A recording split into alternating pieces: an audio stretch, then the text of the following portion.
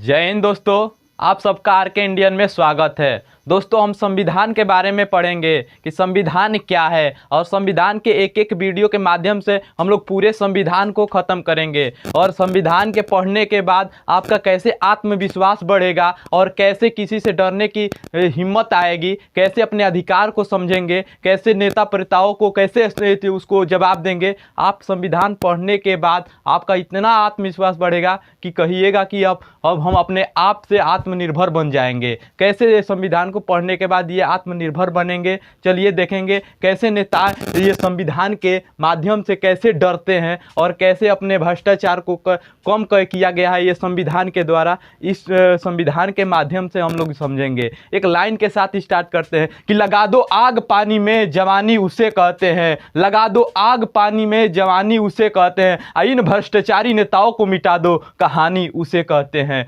कहानी उसे कहते हैं। चलिए देखते हैं संविधान के बारे में। संविधान क्या है? संविधान एक सम और प्लस विधान, ये दो चीज़ों से मिलकर बना है। सम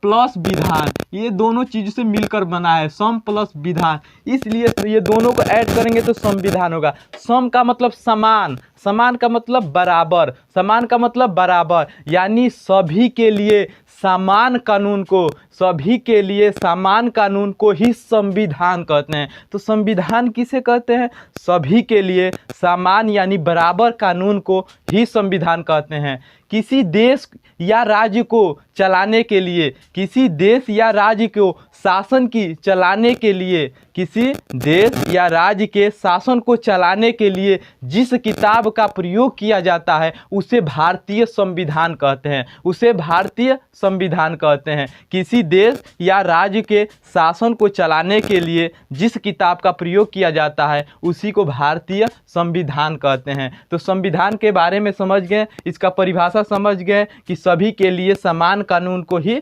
संविधान कहते हैं। शॉर्ट तरीके में आप समझ जाएंगे। संविधान का निर्माण कैसे हुआ? धीरे धीरे हमारे देश गुलामों से गुलाम था। जब हमारे भारत गुलाम था उस समय कई एक्ट आ रहे थे, charter act, fit India act अधिनियम, भारत शासन परिषद अधिनियम, भारत शासन अधिनियम, कई अधिनियम आए जिसके उसमें कई नियमों को बदलाव किया गया, फिर नियम लागू हो रहे थे, ऐसे कई नियम बने जिसके लास्ट में अंततः हमारे भारत जब समिति आज़ाद हो गया, इस आज़ाद भारत के लिए एक संविधान जब बना तो उस संविधान और उनसे अंतर क्या था? क्योंकि वो ब्रिटिश भारत का था, वो ब्रिटिश अपने रूल के नियम से बना रहे थे और वो अपने नियम अनुसार लागू कर रहे थे। और हमारे भारत संविधान यानी भारतीय संविधान जब आज़ाद हुआ और आज़ाद भारत के लिए क्या संविधान होना चाहिए, क्या नियम कानून होना चाहिए, इसके लिए एक संविधान बनाया गया। संविधान धीरे धीरे कई लोगों का, जैसे महात्मा गांधी का भी विचार था, एम.एन. राय का भी विचार था, और अंततः 1942 में जब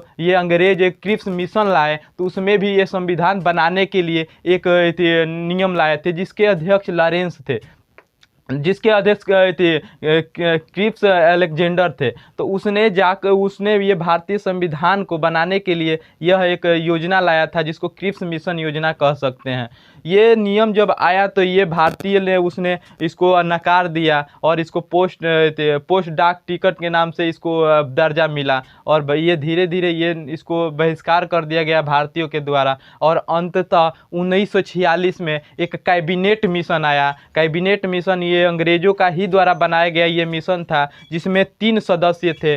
3 सदस्य, इसको ट्रिक से आप याद कर सकते हैं, LAC यानी लॉरेंस, अलेक्जेंडर और क्रिप्स मिशन, क्रिप्स अलेक्जेंडर, तो सॉरी लॉरेंस, अलेक्जेंडर और क्रिप्स, ये 3 ऐसे सदस्य थे जो थे ये कैबिनेट मिशन का ये सदस्य थे। ये कैबिनेट मिशन के ही तहत हमारा भारतीय संविधान का निर्माण हुआ। इस कैबिनेट मिशन में कितने सदस्य थे और ये कितने सदस्य थे और सदस्यता कहाँ कहाँ से ली गई थी, इसके बारे में हम लोग समझेंगे। तो भारतीय संविधान जब बनने लगा तो इसमें कैबिनेट मिशन के तहत कैबिनेट मिशन के तहत ये भारतीय संविधान का निर्माण होने लगा। कैबिनेट मिशन कब बना? 22 जनवरी 1946 में ये कैबिनेट मिशन का गठन हुआ। 22 जनवरी 1946 में, 22 जनवरी 1946 1946 में इस कैबिनेट मिशन का ये गठन हुआ और ये कैबिनेट मिशन धीरे धीरे अपना योजना बनाती गई और अंततः इसमें 389 सदस्य को इसमें चयनित किया गया। 389 सदस्य। तो कैबिनेट मिशन के तहत पूछता है, एग्जाम में क्वेश्चन ऐसे पूछता है कि कैबिनेट मिशन के तहत कितने सदस्यता दी गई थी, तो 389 सदस्य का चयन किया गया था। 389 सदस्य होने चाहिए थे कैबिनेट मिशन के तहत। अब ये कितने लोगों को डाउट यह रहता है कि 389 ही सदस्य क्यों हो और अधिक या कम क्यों नहीं हो सकते थे, क्योंकि उस समय आज भी जैसे चल रहा है कि 10 लाख की आबादी पर एक संसद का चयन किया जाता है और ये पहले भी ये नियम था और उसी समय भी 10 लाख के आबादी पर एक सदस्यता दी जाती थी। तो उस तरीके से उस समय के अनुसार 38,000 हमारे भारत उस समय भारत में लोग थे, तो 38,000 थे, उसका अगर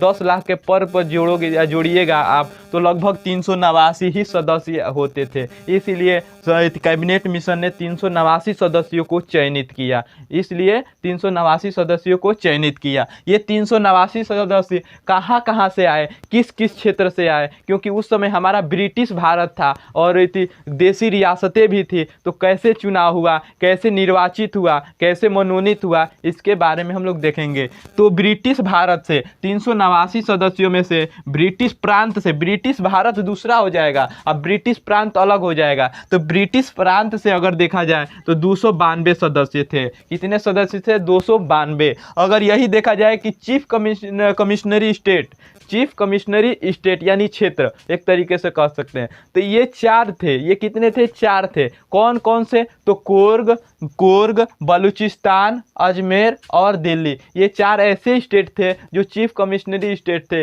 ये भी ब्रिटिश को ही हाथ में था, ये भी क्षेत्र ब्रिटिश का ही हाथ था। जैसे आज के डेट में केंद्र शासित प्रदेश कह सकते हैं, जैसे हमारे केंद्र शासित प्रदेश 8 है, तो उस तरीके से उस जमाने में भी चीफ कमिश्नरी स्टेट होता था जो 4 थे, कोर्ग, बलूचिस्तान, अजमेर और दिल्ली, ये 4 चीफ कमिश्नरी स्टेट थे।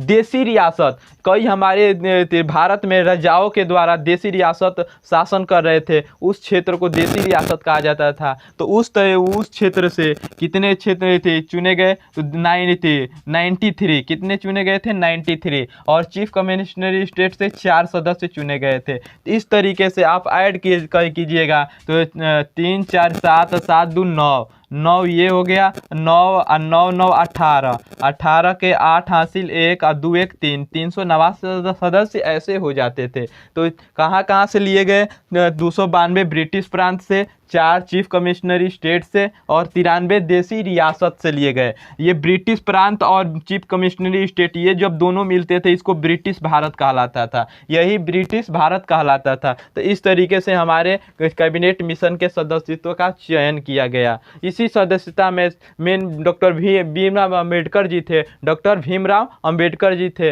ये क्या हुआ कि जब ये सदस्यता दी जा रही थी तो मुंबई साइड से ये चुनाव लड़ रहे थे, वहाँ से जब ये चुनाव लड़े थे हार गए, तो फिर जा कर के बंगाल साइड से ये चुनाव लड़े, और वहीं बंगाल साइड से जब इन्होंने चुनाव लड़े तो मुस्लिमों लीग की सहायता से और कई लोगों की सहायता से इन्होंने वहाँ से चुनाव जीत लिया। क्या हुआ कि ये 1946 में सदस्यता के लिए चुनाव हुआ था।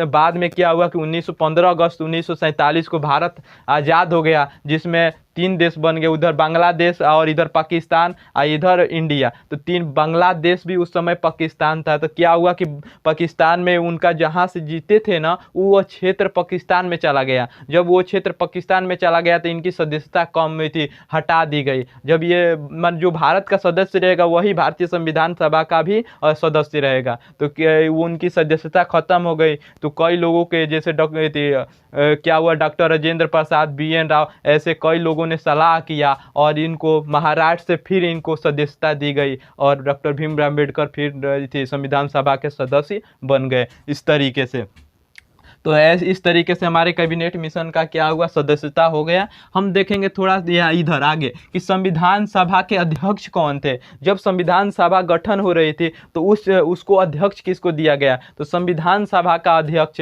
दिया गया डॉक्टर राजेंद्र प्रसाद को। डॉक्टर राजेंद्र प्रसाद, डॉक्टर राजेंद्र प्रसाद को दिया गया ये संविधान सभा के अध्यक्ष था। तो उसके बाद अंतरिम संसद, जब ये संविधान सभा निर्माण हो रहा था ना, उसी समय क्या हुआ कि भारतीय संविधान जब संविधान सभा निर्माण हो रहा था ना, तो क्या हुआ कि 15 अगस्त 1947 में हमारा भारत देश आज़ाद हो गया। और ये जो ब्रिटिश द्वारा चल रहा था नियम कानून, वो क्या हुआ कि ये नियम कानून को ये क्या किया गया, हटा दिया गया, क्योंकि हमारा देश आज़ाद हो गया। ब्रिटिश कानून के हिसाब से हमारा भारत तो नहीं चलेगा।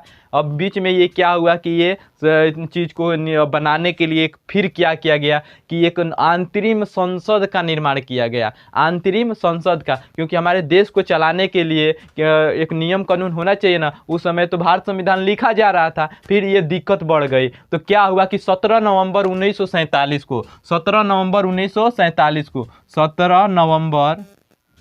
1947 को क्या हुआ कि अंतरिम संसद का एक निर्माण किया गया। और अंतरिम संसद का जो निर्माण किया गया, तो उसका अध्यक्ष जीबी मौलंकर को बनाया गया, जेबी मौलंकर को, जेबी मौलंकर को बनाया गया, मौलंकर।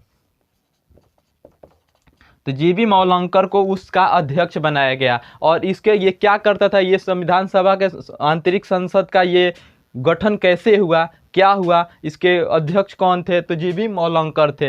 ये इसके ही द्वारा हमारे भारत को चलाया जा रहा था जब तक संविधान नहीं लागू हुआ था। तो इसके अध्यक्ष जेबी मौलंकर थे। कब गठन हुआ, 17 नवंबर 1947 को इसका गठन किया गया। ये कब चल रहा था, तो जैसे उसी संविधान सभा के सदस्य सुबह में जैसे संविधान सभा का निर्माण के लिए चल रहा था, तो वहीं शाम का जो बैठक हो रहा था वो संसद के द्वारा, संसद के लिए हो रहा था, देश को चलाने के लिए किया जा रहा था। तो इसके अध्यक्ष जेबी मौलंकर थे। और क्या हुआ कि मेन उसमें अध्यक्ष कौन थे जो संविधान सभा को निर्माण करने का मेन भूमिका निभाए, तो वो प्रारूप समिति के कई समितियां बनी, कई समितियां बनाई गई संविधान को निर्माण करने के लिए। जैसे संघ समिति, संघीय समिति जिसका अध्यक्ष जवाहरलाल नेहरू थे, प्रांतीय समिति जिसका अध्यक्ष सरदार वल्लभ भाई पटेल थे, फिर से कौन से थे, संचालन समिति जिसके अध्यक्ष डॉक्टर राजेंद्र प्रसाद थे। ऐसे कई समितियां बनाई गई और हर एक समितियां में कुछ कमियां रह गई। और एक अंततः एक और समिति बनाई गई, प्रारूप समिति, जिसके अध्यक्ष डॉक्टर बी आर अम्बेडकर जी थे, जिसके अध्यक्ष डॉक्टर बी आर अम्बेडकर जी थे। इसी प्रारूप समिति के तहत संविधान सभा का निर्माण हुआ और अंततः ये संविधान लागू हुआ। तो चल देखेंगे संविधान के बारे में कि कैसे लागू हुआ, कितना समय लगा, इसके बारे में हम लोग देखेंगे। तो प्रथम बैठक, ये सलाहकार प्रारूप समिति के अब समझ गए हैं, तो doctor B R Ambedkar, doctor B R Ambedkar, doctor B R Ambedkar, doctor B R Ambedkar ji इस प्रारूप समिति के अध्यक्ष थे। और सलाहकार कौन थे, तो आप जानते हैं कि B N Rao, B N Rao ये संविधान सभा के सलाहकार थे, बी एन राव। तो पूछता है कि प्रारूप समिति के अध्यक्ष कौन थे, तो डॉक्टर बी आर अम्बेडकर। अगर संविधान सभा का अध्यक्ष कौन थे, तो डॉक्टर राजेंद्र प्रसाद। और सलाहकार कौन थे, तो बी एन राव। जब ये प्रथम बैठक हुई ना, प्रथम बैठक कब हुई और इसके बारे में समझेंगे। तो संविधान सभा का गठन कब हुआ, 6 दिसंबर 1946 को। संविधान सभा का गठन कब हुआ, 6 दिसंबर 1946 को इस संविधान सभा का गठन हुआ।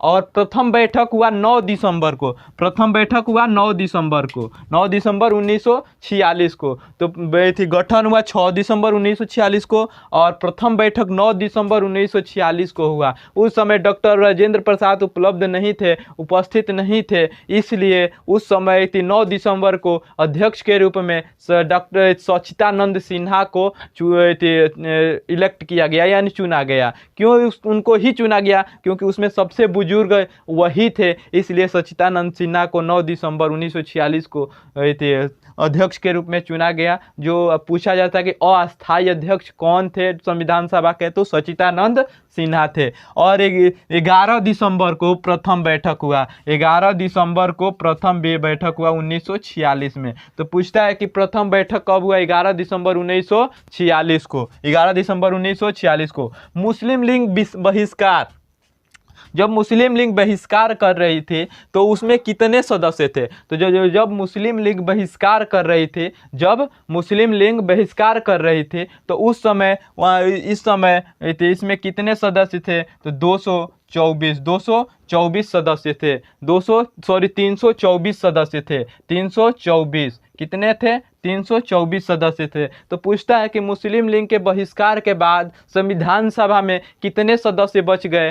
तो 324। और 15 अगस्त 1947 को जब भारत हमारा देश आज़ाद हो गया तो उस समय भारत संविधान में, क्योंकि पाकिस्तान में भी कुछ सदस्य चले गए, तो भारतीय संविधान में कितने सदस्य बचे थे? तो 299 सदस्य ही बच चुके थे। और हस्ताक्षर कितने किए? तो हस्ताक्षर कितने किए जब हमारा भारतीय संविधान 26 नवंबर 1949 को तैयार हो गया, तो अंगीकृत हो गया, तो वो उस समय कितने लोग हस्ताक्षर किए उस संविधान सभा पर? तो 284 लोग ये हस्ताक्षर करके संविधान का पूर्ण रूप से तैयार करके हस्ताक्षर कर दिए। तो कितने लोग किए थे? 284 लोग। अगर आज़ादी के बाद कितने लोग बचे? 299 लोग। और मुस्लिम लीग बहिष्कार के बाद 324 लोग। कितने लोग? 324 लोग। टोटल सदस्य कितने थे? 389। इसमें महिलाएं कितनी थी?